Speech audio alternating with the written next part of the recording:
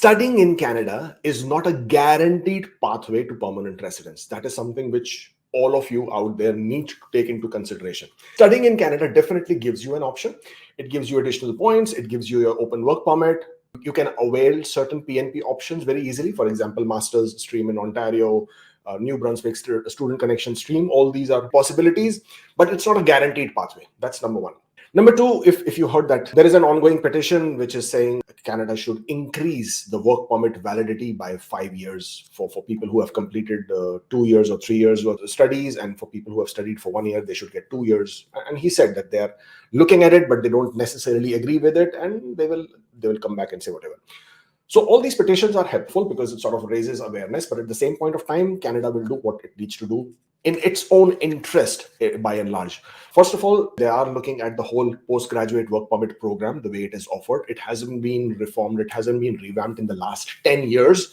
And at least now that they are looking at it, there could be some changes in the next few months. There is no guarantee that the postgraduate work permits will be extended again in 2024. So if you are out there hoping, praying, expecting an extension of postgraduate work permit public policy that happened in 21, 22, 23, yes, you can of course be hopeful because that's how you should be, but don't wait for that to happen. Don't go out of status. Please make sure you maintain your status, because that is something which you have to be very, very careful. Because let's say there is a public policy, right? Not necessarily they will again give you the extension to maintain your status or restore your status, number one. Number two, even if you change your status, whether you're on a closed, you go to a closed work permit by an LMIA, or you change your status to a visitor, get a visitor record, or you even leave Canada.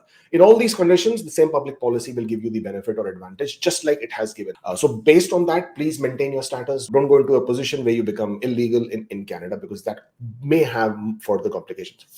More important, Marc Miller gives you an impression that there is a further emphasis on trade categories. He mentioned construction, he mentioned trade. As a postgraduate work permit holder, there is a very, very good understanding that I have is that if you have a job that you are working in any of these categories, trade, construction, etc., there may be a possibility you might get a longer duration of work permit, or maybe get an extension. So if you're still considering what to do, what not to do, where, what, how, then maybe doing that might also be that one sliver of hope that you might have that this could go in your favor.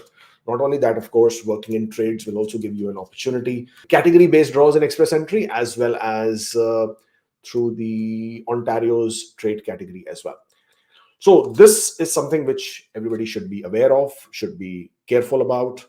Especially if you are coming to Canada on a study visa, please do not buy into the narrative that just because you're studying in Canada, you have a definitive pathway, you have a direct pathway. That could be severely misleading. Thank you so much for joining me, and I shall see you next time. Stay forever hopeful.